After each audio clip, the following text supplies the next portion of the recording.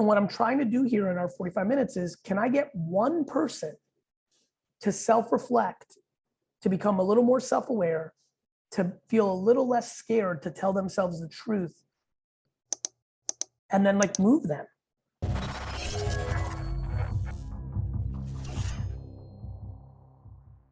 You're always seemingly running at 1,000 miles an hour. Like, how do you look after yourself? Actually, it's really interesting, actually. I think most people are in tactics on this one. Yeah. Not, religion. Here's what I mean by that. It is more fun to me to run a business and start a business than it is to go golfing or water sports at a lake or tennis or the movies. I don't burn out because I'm not about the money. People burn out when they're anxious or stuck.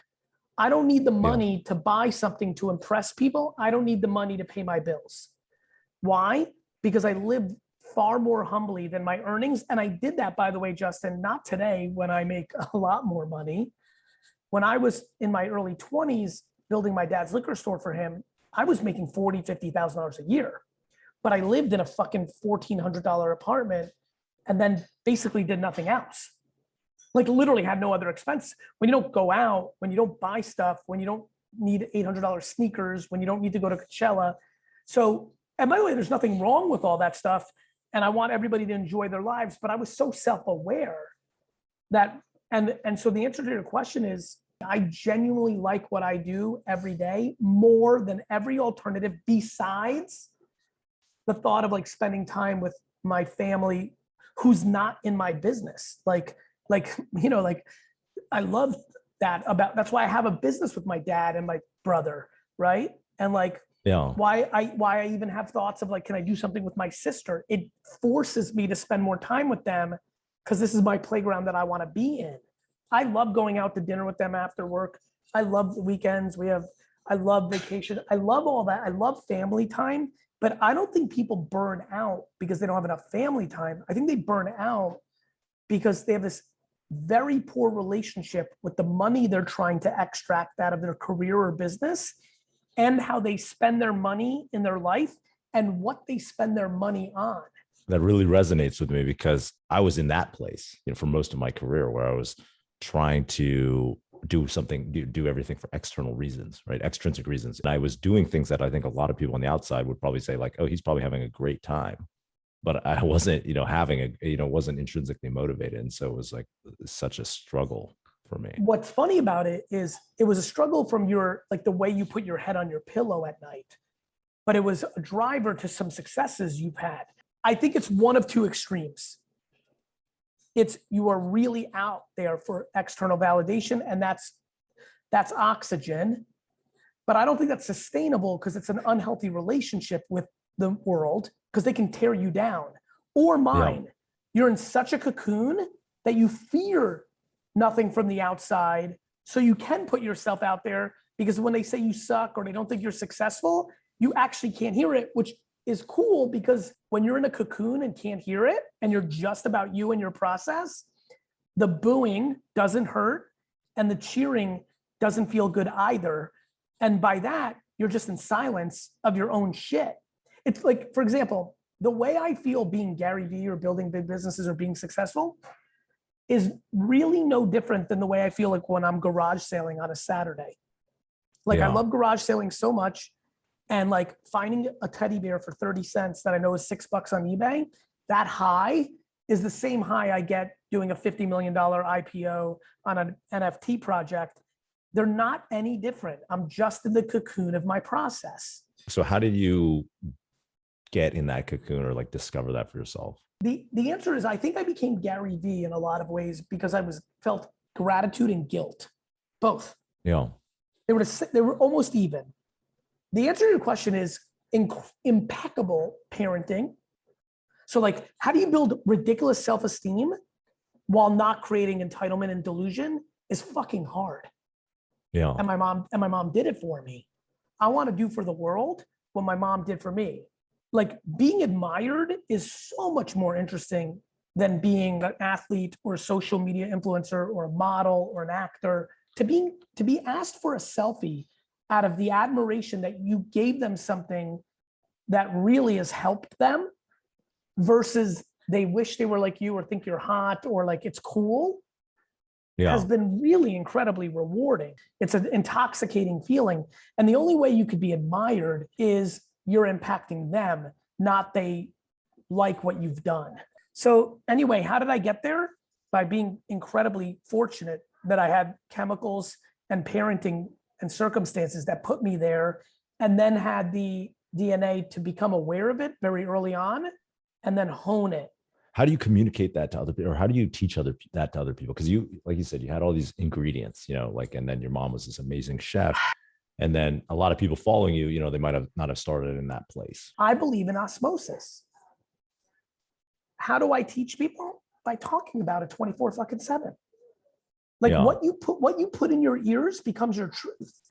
So how do I think about it? I think about speaking to its truth, engaging with people, suffocating excuses, trying to really, I work on a lot of my people I most care about of, please don't point fingers, please point thumbs. When you feel somebody else is in control, you're super vulnerable. And when you're in the index finger game versus the thumb game, you're extremely vulnerable because then you don't feel in control. And when you don't feel in control, you feel helpless or manipulated. And it's a really sad state. When you give up your agency and you're saying like the world is happening to me instead of like I'm in control of my own experience. There's nothing more true to me than believing the world is how you see it. Watching my father, and then subsequently the last 20 years, 25 years, watching people that are very close to me evolve, and then watching my own self evolve in an area where I really struggled, which was, believe it or not, stick with me here, candor.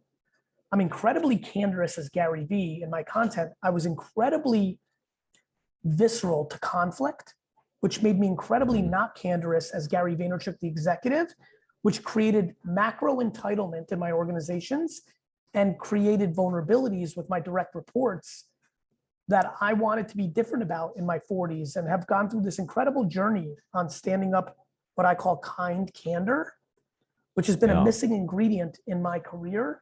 And in the last 2 years, I think a lot of things have exploded for me in a positive way professionally on the back of me starting to evolve on something that doesn't come natural to me. My mom doesn't have it either, so she didn't instill it. And thus it was a vulnerability. And I can't believe how much further down the path I am. Same with my physical health. 38 and a half years of garbage around muscle gain, but least natural thing. I have a workout later today. I'm like dreading it every day. I've worked out every day for 6 years and still dread it, but fought through it.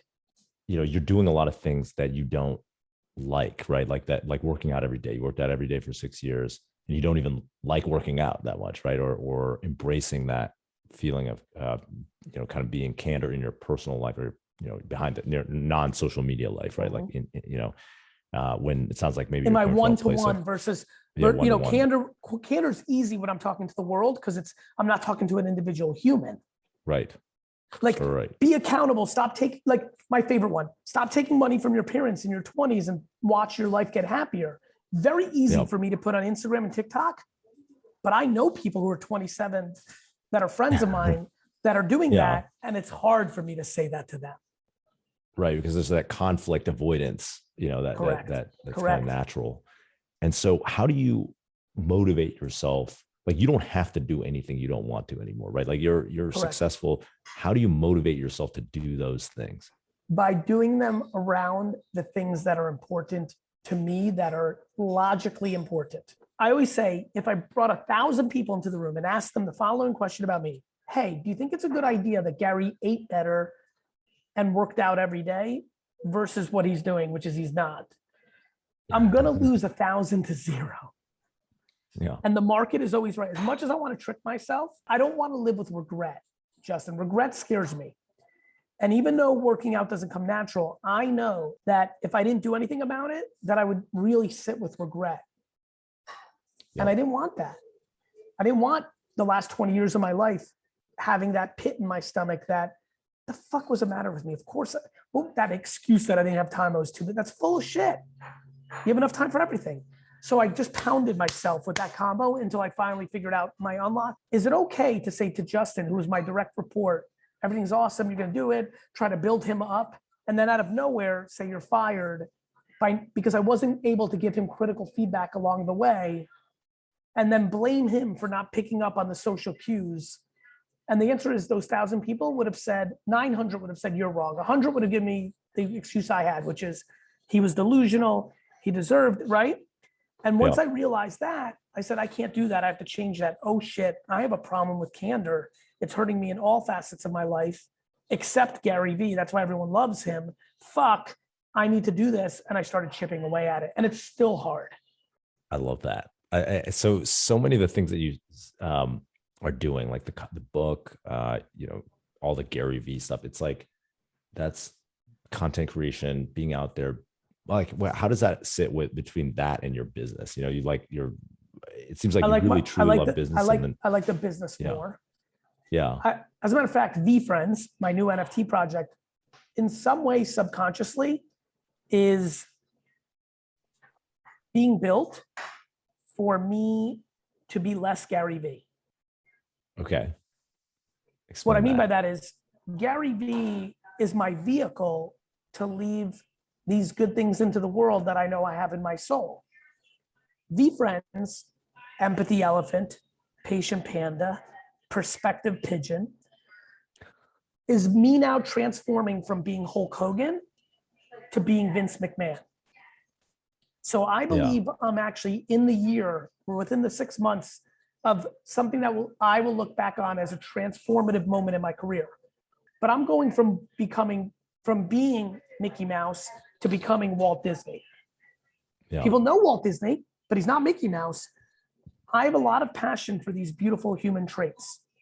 Like when I tell you my passion to make Accountable Ant, which is the character I did for Accountability, like big, like Kid Robot, like Smurfs, like Scooby-Doo. Like I want Accountable Ant to be like fucking hot.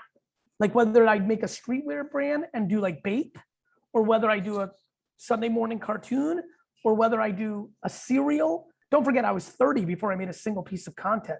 It wasn't like I had this, I need to move to LA and become famous trait. I had this, oh shit, YouTube and Twitter are gonna be the most important shit. Fuck it, I'm gonna, like, what do I do? Like, oh shit, I'll just jump in and take this spot for now.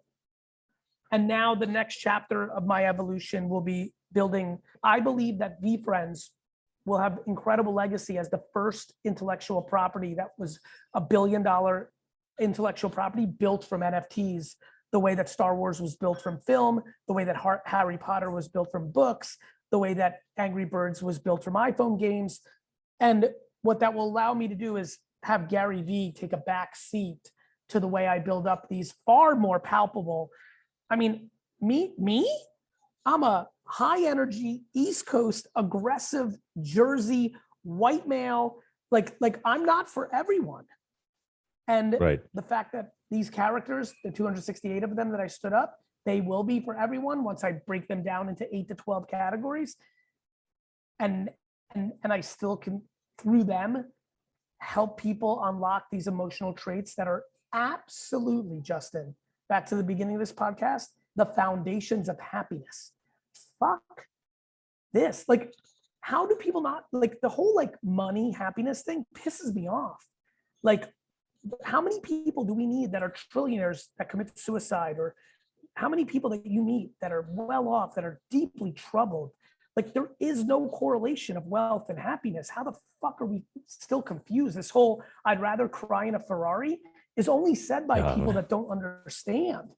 Nobody, I get that comment a lot. You want to cry? Yeah, I hate that comment. Like, fuck that comment. I'd much rather be smiling in my fucking leased Honda. Who the fuck wants to cry? Because crying in your Ferrari doesn't mean a tear once in a while. It means you are unhappy. You are insecure. You're buying Ferraris to show people that you made it. You're trying to impress people you don't even like. And so how do Fuck. people, like, so much of society like catches us in that trap, right? Like it's almost like everything, Instagram, social media, like what you see on TV orients people around. If I make more, if I become more successful, I'll finally be happy. Well, first of all, you know this. It starts at home. You know, Like when I think about cultures that are more happy, like just they're more free spirited or happy, you see a family environment where what they cared about was like family dinner on Sundays or always dancing and music and like it's just so obvious to me from afar. You know, the way you answer it and the way you attack it is in the meta right now. We are two gentlemen who, through hard work and serendipity and timing and a million trillion other variables, have achieved business financial success. Yet we feel compelled, like a fly going to the light or those bugs outside in the summer, to talk about these things because we just inherently know that if you think a Ferrari and a Rolex is going to make you happy, you are delusional. We're in a culture now of trying to convince others instead of convincing ourselves. I don't think shame works. I don't think, no, I don't think fear works. And I think multiple people do that to each other from different angles. And I'm just trying to watch and observe, and I'm trying to put out, I have a lot going on. Why do I want to do this 45 minutes? I want to keep seeing you win because I see something from afar in the way you're doing it. And appreciate you. when you're up to something and you see somebody else have the potential to like expand on it, we need as many allies into mental happiness as possible, and so that. But number two, it's because it's me living the answer to your question by allocating time. Time is my biggest asset. And for me to allocate 45 minutes to talk about it is me doing what you asked, which is, I know I have a platform right now. So what do? I'm very thoughtful about what I put on TikTok. And if I can get those kids, if they think I'm cool, if I can get them addicted to happiness around good things, kindness, like doing it for yourself, not for anybody else, all that stuff, then you're leaving a little bit of a legacy. I love that. That's a beautiful place. Which is absolutely my selfish place. My selfish place is the curiosity of how big of a legacy can I build? And the only way I know how to build a legacy is not how much money I make. Nobody gives a fuck. A small group may, but they're not sustainable. Anybody who cares about my net worth or how much money I made, I'm not going to penetrate them anyway. They're looking for short-term proxies of endorphin like hits. Like I'm looking for people that are looking to run the marathon. I'm not a sprinter. I'm not Usain Bolt. I'm not a sprinter. Yeah. I'm a marathon runner. I'm in Kenya every day running 400 trillion miles, It's kind of like the opposite for me. I realize that I love creating content more than I ever love running a business. Like this is what I really love to do. And so, awesome. It's funny to see that reflection. It shows. Yeah, I always just and it took me forever to realize that about myself. It took me like 36 years where I was like, oh, I should be a business person. I love, my mom was an entrepreneur. Everyone around me, all my friends were entrepreneurs. That's what I thought I was supposed to do. And then, and I was just, content was kind of incidental or whatever. And now I'm like, oh, actually, I really love creating content. Like I didn't love managing people and running a business. Like I'd rather just be an investor and content creator, and even saying just is that hesitation, but that's my true joy. And so I'm happy. It's funny, as you were talking, I'm like, my brain went to this place where I'm like, oh, I'll definitely I'll definitely do that at some point. I can see myself at 75 to 80 or 63 to 68 during a transition and go back. Could I really enjoy not operating, not having that responsibility, doing the content thing and investing? I could. And I think a lot of people find their way to that place. All right. I know you got to go. It's 12:30, but thank you so much for coming on. It's always great to connect with you. Same. If I could do anything for you or anybody watching, please let me know. It's good to see you. If you like this video, you know what to do. Smash like, press subscribe, bang that video notification bell, and I'll be your best friend forever. And in the comments, tell us what you like about the video. All right.